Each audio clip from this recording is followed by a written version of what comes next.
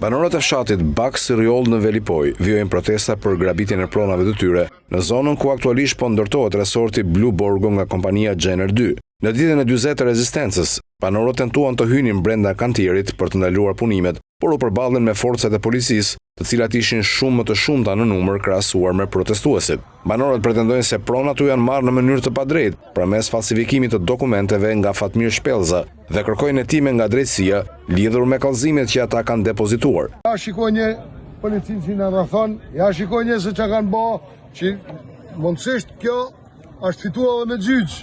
S'ka 2 javë, 3 javë sa u banën. I moj.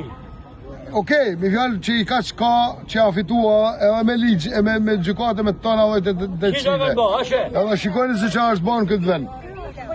I bajmë thirrje edhe herë Spakut. I bajmë thirrje edhe herë gjykat Shkodrës.